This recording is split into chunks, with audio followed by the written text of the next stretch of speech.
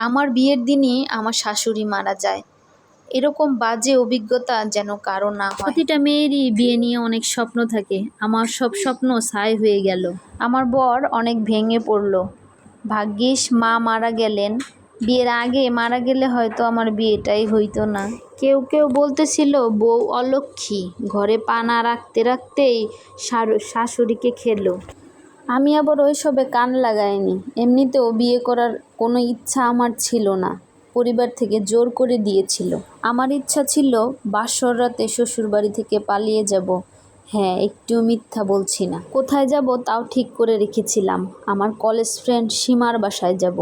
ওকে সব বলেই রেখেছিলাম, কিন্তু মাঝখান থেকে ঝামেলা বাজালো শাশুড়ি মা। বিয়ে হওয়ার কয়েক ঘন্টার মাথায় আমার শাশুড়ি মা মারা গেলেন। আমি যদি তখন পালাই তাহলে ব্যাপারটা বিশ্রী হয়ে যেত। এই জন্য থেকে গেলাম বলতে পাক্কা সংসারী মেয়ে হয়ে উঠলাম। 2 বছর ঘুরতে না ঘুরতেই আমার কোল জুড়ে এলো আমার মেয়ে রাহা। রাহাকে পেয়ে তার বাবা অনেক খুশি। তার বাবা মা খুঁজে পেল। আমার সংসার কানায় কানায় পূর্ণ হলো। একদিন রাহার বাবা রাহাকে নিয়ে বাহিরে গেল। বাড়িতে বাবা মানে আমার শ্বশুরও ছিল না।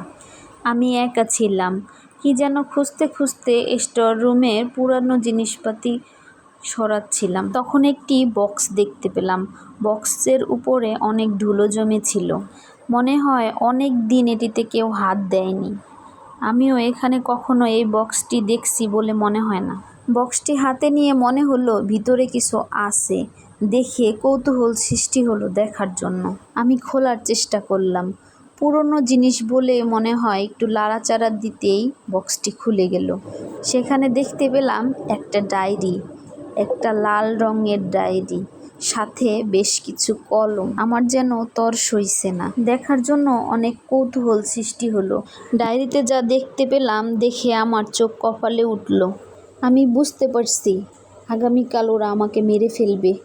ইস, ছেলের বিয়ের দিন মরবো। শেষ পর্যন্ত ভিডিওটি দেখার জন্য এবং শোনার জন্য অনেক ধন্যবাদ। এটা পুরোটাই কাল্পনিক একটা গল্প। আমার জীবনের সাথে কোনো মিল নেই। সবাই ভালো থাকবেন। আল্লাহ হাফেজ।